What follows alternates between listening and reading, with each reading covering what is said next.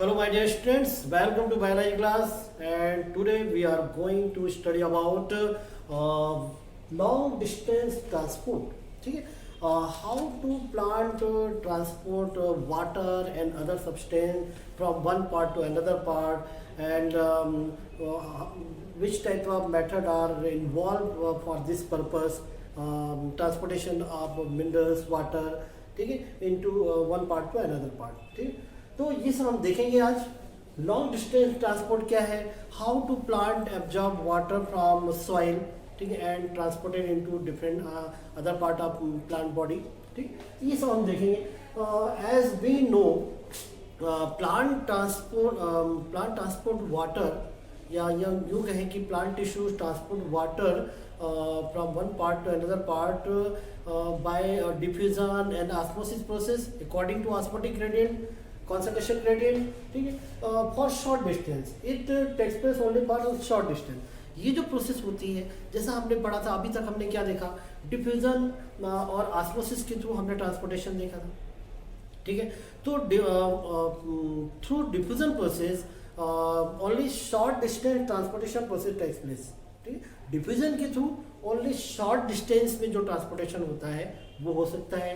ठीक है, क्योंकि ये प्रोसेस स्लो, मतलब ये जो प्रोसेस है इसमें काफ़ी टाइम लगेगा। लंबे ऊंचे ऊंचे जो प्लांट होते हैं, सपोज 50 फीट की जो प्लांट है, उसमें यदि हमको ट्रांसपोर्ट कराना, प्लांट को एब्जॉर्ब कराना है या ऊपर तक एसेंट ऑफ सेफ प्रोसेस करानी है, तो काफ़ी टाइम लग जाएगा, बहुत समय लग जाएगा, और ये प्रोसेस पॉसिबल नहीं है ना। तो इसके लिए हम देखते हैं कि लॉन्ग डिस्टेंस ट्रांसपोर्ट कैसे होता है और इसके लिए प्लांट में क्या अरेंजमेंट रहता है।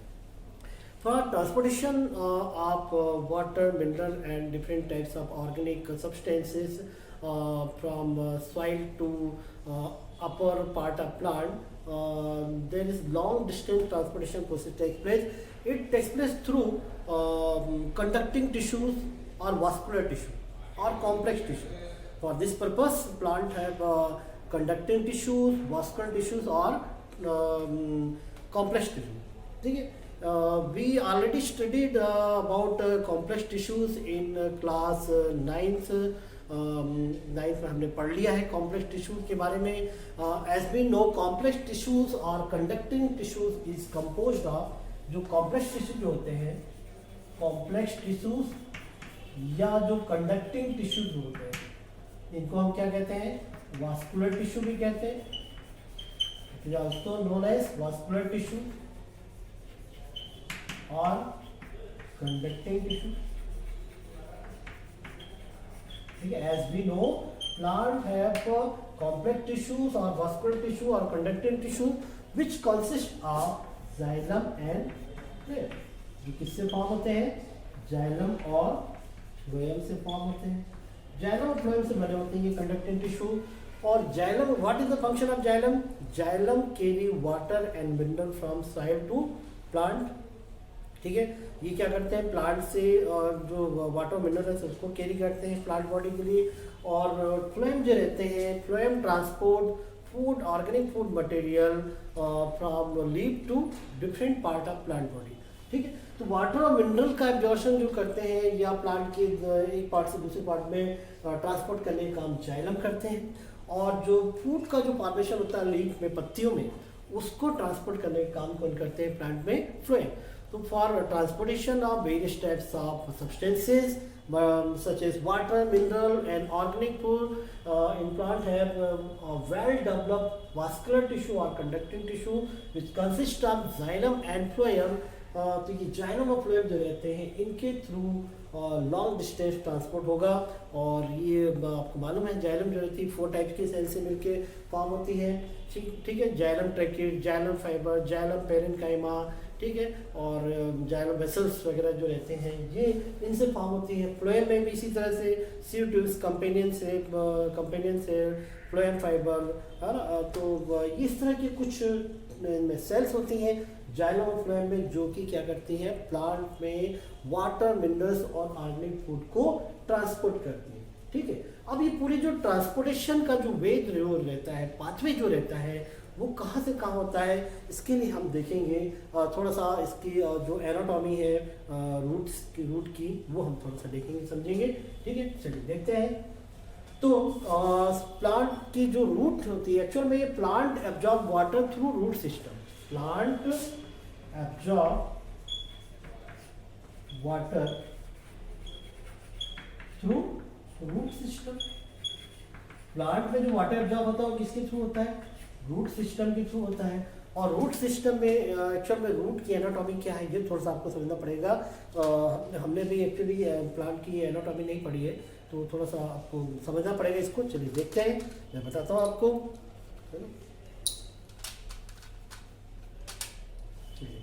देखते हैं, तो सबसे पहले देखिए इसमें क्या होता है।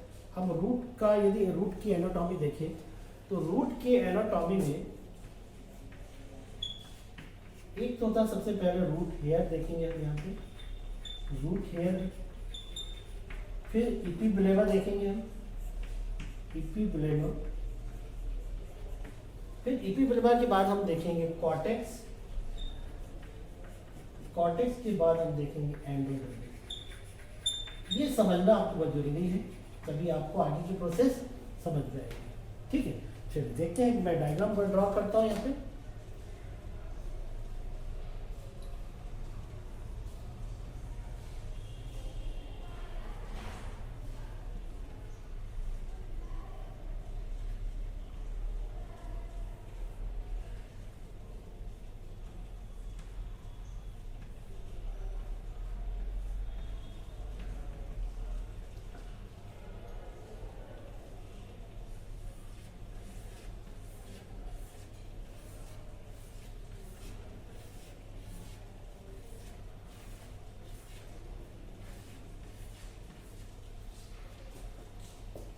ये रूट हेयर है, ये एपिब्लेमा की सेल है, ये कॉर्टेक्स सेल है।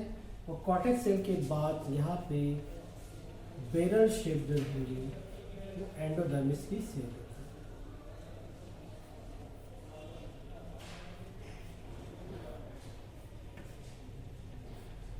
ये बैरल शेप यहाँ पे क्या होती है, एंडोडर्मिस की सेल रहती है। और इसके बाद फिर हमको क्या मिलेगा, इधर ये अंदर की तरफ रहेंगे जाइलम की सेल रहेंगी। अंदर क्या रहेंगी, जाइलम की सेल मिल जाएंगी। ठीक, इसके बाद वैसे यहाँ पे पेरिसाइकिल रहता है, यहाँ पे क्या रहता है, पेरिसाइकिल।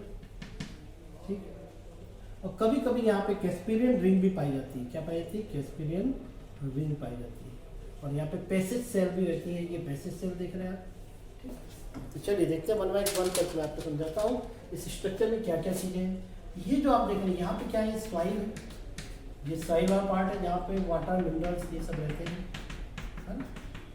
ये क्या है, सॉइल है। इसमें क्या क्या है, ये वाटर है, मिनरल्स हैं, ये सब चीज। ठीक है, और ये जो आप देख रहे हैं ये क्या है, root hair. This one is root hair. ये जो स्ट्रक्चर देख रहे हैं आप, क्या देख रहे हैं, रूट हेयर। यहाँ पे एक वैक्यूल रहती है, वैक्यूलर शेप रहता है यहाँ पे। और ये जो स्ट्रक्चर देख रहे हैं इसको बोलते हैं एपिब्लेमा। ठीक है, फिर ये जो आप देख रहे हैं स्फेरिकल शेप स्ट्रक्चर, इसको बोलते हैं कॉर्टेक्स। इसको क्या कहते हैं, कॉर्टेक्स। तो रूट हेयर, एपिब्लेमा, कॉर्टेक्स, और ये क्या है, एंडोडर्मिस। ये क्या है, एंडोडर्मिस। और फिर इसके बाद ये पेरिसाइकल। पेरिसाइकल के बाद ये सब क्या शुरू हो जाते हैं, इधर जाइलम। तो हमको जाइलम तक पहुंचाना है। एंडोडर्मिस के बाद फिर क्या रहेगा, जाइलम।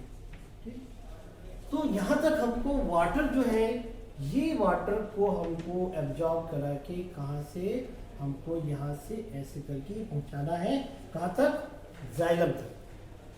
ठीक है, तो इसका जो पाथवे रहेगा एक्चुअल में वो क्या रहेगा, पाथवे इससे मैं लिख देता हूँ। पाथवे जो रहेगा वाटर और मिनरल्स का ट्रांसपोर्टेशन का, वो क्या रहेगा, ये रहेगा हमारा। सबसे पहले रहेगा रूट हेयर। ठीक है, रूट हेयर से एपिब्लेमा आएगा। एपिब्लेमा से कहा जाएगा ये वाटर, ये जाएगा कॉर्टेक्स सेल में जाएगा। कॉर्टेक्स सेल से कहा जाएगा, कॉर्टेक्स सेल से जाएगा एंडोडर्मिस में जाएगा। कहाँ जाएगा भाई? एंडोडर्मिस। कॉर्टेक्स से एंडोडर्मिस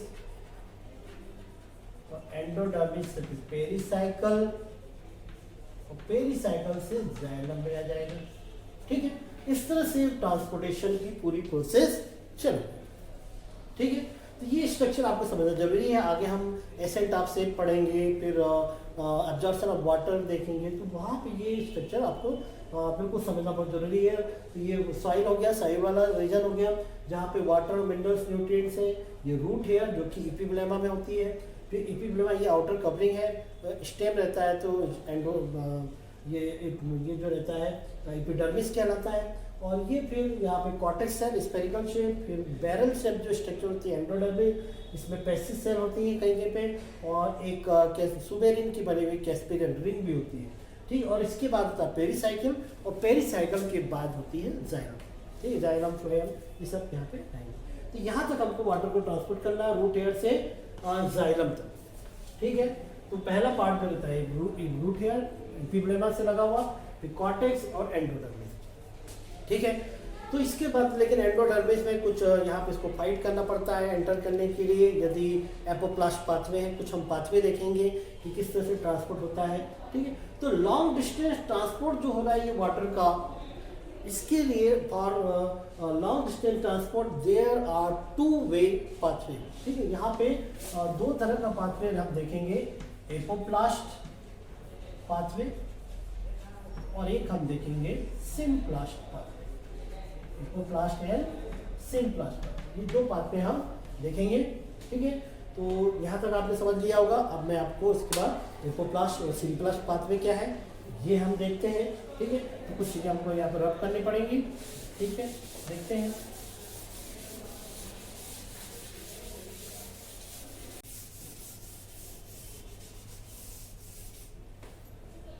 तो चलिए देखते हैं अब इसके बाद हम pathway of long distance transport. There are 2 way of transport of long distance transport.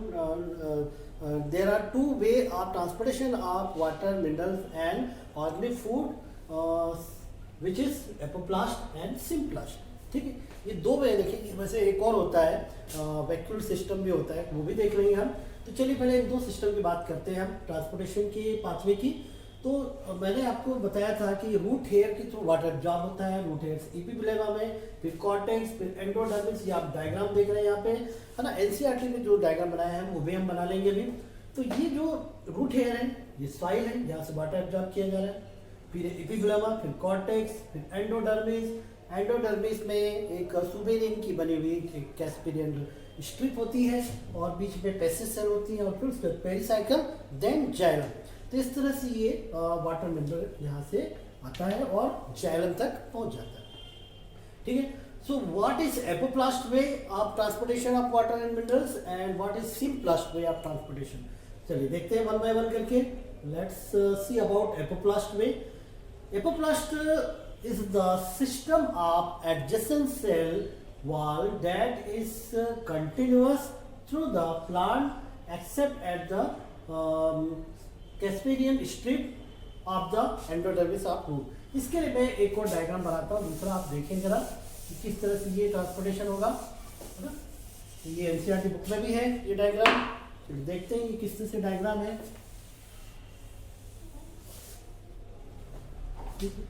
Root hair रहती है, रूट हेयर के बाद हम बनाएंगे डायग्राम किसका, अपना एपिब्लेमा, कॉर्टेक्स और दूसरी जो सेल्स हैं उनका डायग्राम बनाएंगे। चलिए देखते हैं। ठीक है, चलिए देखिए यहाँ पे नेक्स्ट हम बनाते हैं ये इस तरह का स्ट्रक्चर रहेगा।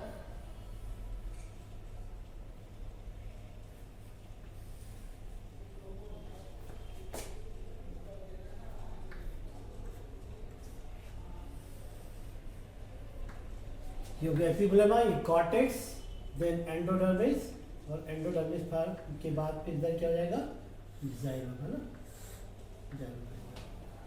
ठीक है, तो एपिब्लेमा, कॉर्टेक्स, एंडोडर्मिस। ठीक,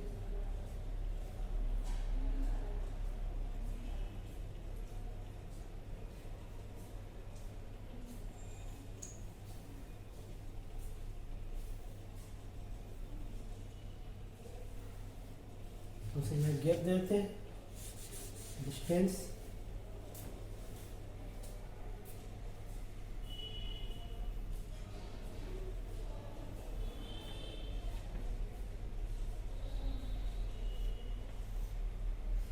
ये सेल्स से प्रोटोप्लास्टिक पार्ट में देखेंगे यहाँ पे हम। इसके बाद सिम्प्लास्ट वे के लिए सेल्स,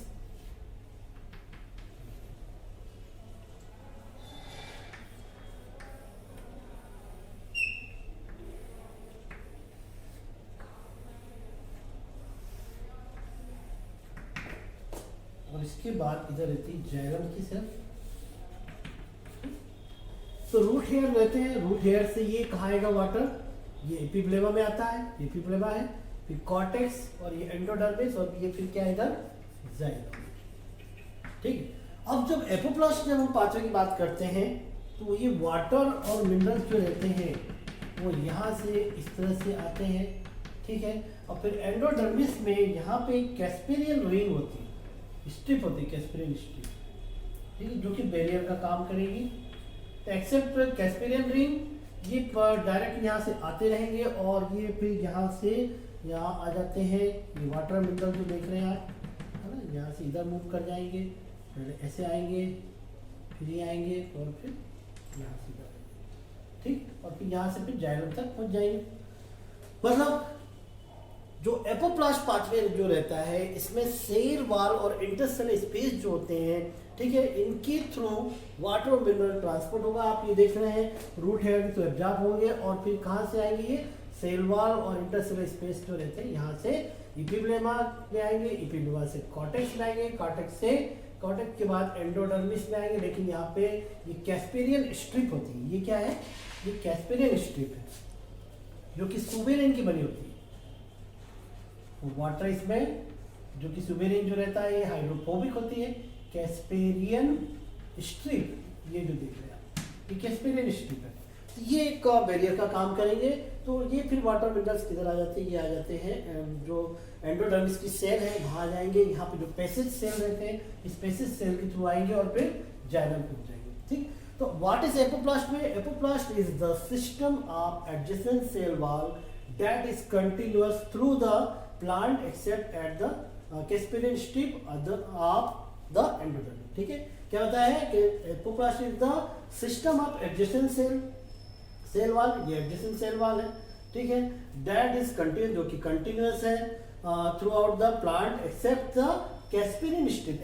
कैस्पेरियन स्ट्रिप जो एंडोडर्मिस है इसको छोड़ के बाकी सभी जगह क्या है, ये कंटिन्यूअस है सेल वॉल और इंटरसेल स्पेस।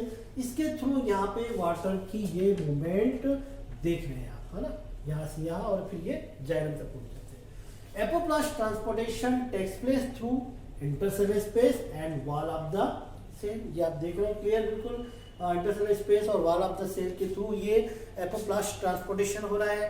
बिल्कुल क्लियर, अच्छे से समझ रहे हैं। एपोप्लास्ट वे में जो सेल की जो सेल वॉल होती है, जो इंटरसेल स्पेसिस होते हैं उनके थ्रू ये वाटर मिनरल का ट्रांसपोर्टेशन हो रहा है। और एंडोडर्मिस में जहाँ पे कैस्पेरियन रिंग स्ट्रिप है जो कि सुबेरिन से बनी होती है, हाइड्रोफोबिक नेचर की होती है, उस प्लेस को छोड़कर बाकी फिर ये इधर आ जाएंगे अंदर एंडोडर्मिस सेल में, पैसेज सेल के थ्रू कहाँ आएंगे, जाइलम में एंटर कर जाएंगे। ठीक है, ये हो गया। इसके बाद यहाँ पे कुछ और बातें, तो ये दो बातें क्लियर हो गई। Is the apoplast is the system of adjacent cell wall that is the continuous through the plant except at the Casparian strip of the endodermis. Second बताया मैंने, apoplast transportation takes place through intercellular space and wall of the cell. फिर third बात जो यहाँ important है, movement through the apoplast does not involve crossing the cell membrane, this movement is dependent on the gradient। ये gradient concentration gradient के according ही हो रहा है और ये movement चलती रहती है। The epoplast does not provide any barrier to water movement is through mass flow। ठीक है, यहाँ पे किसी तरह कोई बैरियर नहीं रहता है और ये सेल वॉल और इंटरसेलुलर स्पेसेस के थ्रू जो मास फ्लो होता है उसमें होता है।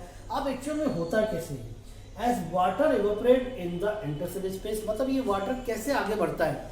ठीक है, तो इंटरसेल स्पेस में जो वाटर है वो इवेपोरेट होता है और वो क्या क्रिएट करता है, आगे टेंशन वाटर मॉलिक्यूल के बीच में।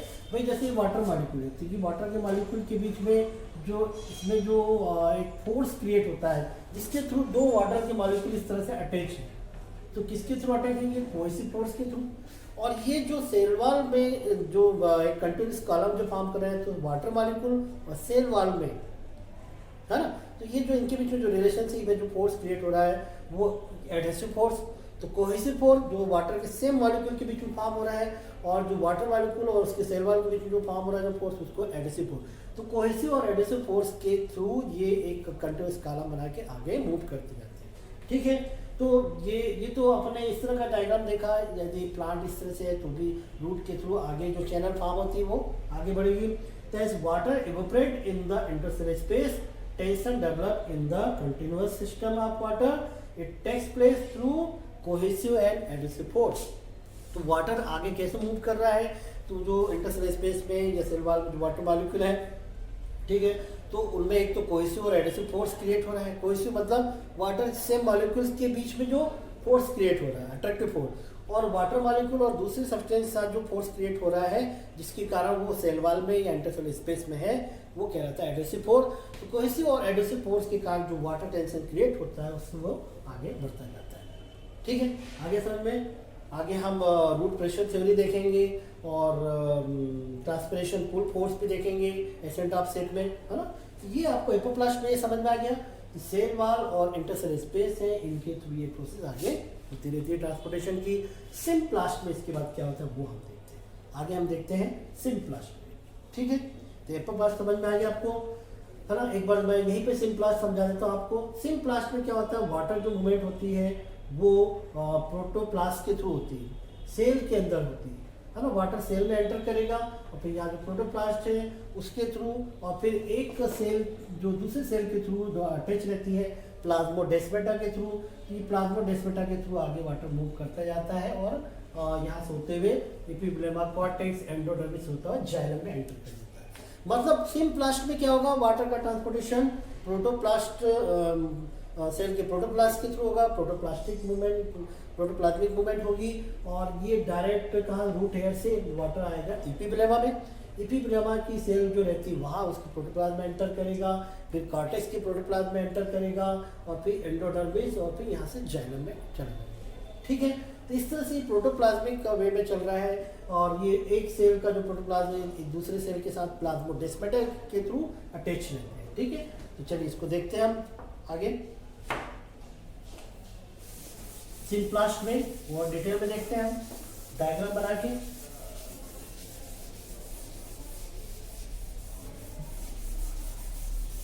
जब देखते हैं सिम्प्लास्ट में, सिम्प्लास्ट में आप ट्रांसपोर्टेशन, यहाँ पे पहले वो रह गई थी हमारी एक पेरिसाइकिल की सेल, जिसको आप ड्रॉ कर लें, कोई दिक्कत नहीं है। एंडोडर्मिस बाद पेरिसाइकिल हमने पहले ही पढ़ा था, पेरिसाइकिल होती है एंडोडर्मिस के बाद, और उसके बाद फिर जाइलम। ठीक है, तो what is symplast way of transportation? Symplast में जो रहता है, मैं पहले सिंपल में बता दूं, it takes place through protoplasm, it takes place through protoplasm. ठीक है, और ये लिविंग पार्ट होता है, प्रोटोप्लाज्म जो होता है लिविंग पार्ट होता है। प्रोटोप्लाज्म में बहुत सारे सब्सटेंस होते हैं, इसलिए प्रोसेस स्लो होती है। ठीक है, तो ये जो मूवमेंट जो होती है ये हाई रेजिस्टेंस वाली होती है, स्लोअर होती है, और किसके थ्रू होती है? प्रोटोप्लाज्म के थ्रू होती है। तो यदि हमको डिफ्रेंशिएट करना हो दोनों में तो वो कर सकते हैं। तो प्रोटोप्लाज्म के थ्रू होगी, जैसे एक सेल की ये प्रोटोप्लाज्म है, ये दूसरे सेल का प्रोटोप्लाज्म है, ठीक है, ये तीसरे सेल है ना, मतलब ये एपिब्लेमा प्रोटोप्लाज्म, ये कॉर्टेक्स सेल का प्रोटोप्लाज्म, ये एंडोडर्मिस, और ये पेरिसाइकिल। तो वाटर ये एंटर करेगा कहाँ पे? हमारी पहली सेल जो एपिब्लेमा है रूट हेयर के थ्रू आएगा, और ये एपिब्लेमा में एंटर करेगा, एपिब्लेमा के प्रोटोप्लाज्म, और फिर ये दूसरे जो नेबरिंग सेल है यहाँ पे प्लाज्मोडेस्माटा होते हैं, यहाँ पे क्या होते हैं? प्लाज्मोडेस्माटा। ठीक है, इसके बाद फिर ये नेबरिंग सेल दूसरी नेबरिंग सेल में, और फिर पेरिसाइकिल से एंडोडर्मिस पेरिसाइकिल्स होते हुए कहाँ चला जाएगा? जाइलम में चले जाएंगे। तो इस तरह से हमने देखा कि ये जो ट्रांसपोर्टेशन जो हो रहा है ये प्रोटोप्लास्ट के थ्रू हो रहा है, इसलिए इसको हम कहेंगे प्रोटोप्लाज्मिक ट्रांसपोर्टेशन वे और symplast way. Symplast is the system of interconnected protoplasm neighbouring cells which are connected through cytoplasmic strand that extend through plasmodesmata during symplastic movement। ठीक है, तो ये आप देख रहे हैं यहाँ पे क्लियर, ये जो प्रोटोप्लाज्मा है ये एक दूसरे से इंटरकनेक्टेड रहते हैं अपना प्लाज्मोडेस्माटा के थ्रू, और ये direct water epiblema, cortex, endodermis, pericycle और फाइनली जाइलम तक पहुंच जाता है। ठीक है, ये प्रोटोप्लाज्म के थ्रू होता है। क्योंकि मैंने बताया प्रोटोप्लाज्म बहुत सारे सब्सटेंस होते हैं, तो थोड़ी सी प्रोसेस स्लो होती है लेकिन रजिस्टिविटी हाई होती है। और ये जो प्रोसेस है ये लिविंग पार्ट होता है, जबकि एपोप्लास्ट में जो ट्रांसपोर्टेशन था वो नॉन लिविंग पार्ट था। ठीक है, तो the water travel through the cells, their cytoplasm, intercellular movement through plasmadesmata, water has to the enter the cell through the cell membrane, hence the movement is slower। ठीक है, ये बिल्कुल clear हो गया होगा। ये जो डायग्राम आप देख रहे हैं ये सिम्प्लास्टवे का है, जिसमें वाटर प्रोटोप्लास्ट के थ्रू मूव कर रहे हैं, ट्रांसपोर्ट हो रहे हैं। ठीक है, तो ये तो था एपोप्लास्ट और सिम्प्लास्टवे ऑफ ट्रांसपोर्टेशन। एक वैक्यूल्स के थ्रू भी होता है। वैक्यूल्स, सपोज ये वाटर यहाँ पे एंटर किया इस सेल के अंदर, यहाँ पे वैक्यूल है। इस वैक्यूल में जो इसकी मेम्ब्रेन होती है इसको टेलोप्लास्ट बोलते हैं। इस वैक्यूल के थ्रू दूसरी नेबरिंग सेल के वैक्यूल में आएगा, फिर इधर से इस वैक्यूल में, इस तरह से जो वैक्यूल के थ्रू होगा उसको वैक्यूलर पाथवे कहेंगे।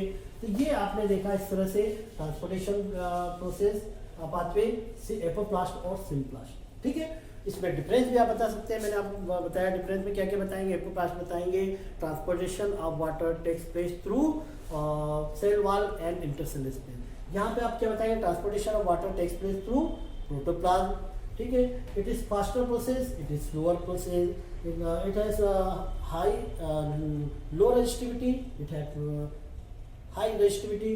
ठीक है, फिर और क्या बता सकते हैं आप इसमें, कुछ और बातें बता सकते हैं क्या क्या क्या बता सकते हैं इसमें। जो था ये जो एपोप्लास्ट में जो था, इसमें एंडोडर्मिस में पहुंचने के बाद यहाँ पे क्या होता है, एक सुबेरिन की बनी हुई कैस्पेरियन स्ट्रिप होती है। ये एंडोडर्मिस है, सुबेरिन की बनी हुई कैस्पेरियन स्ट्रिप रहती है जो कि हाइड्रोफोबिक नेचर की होती है।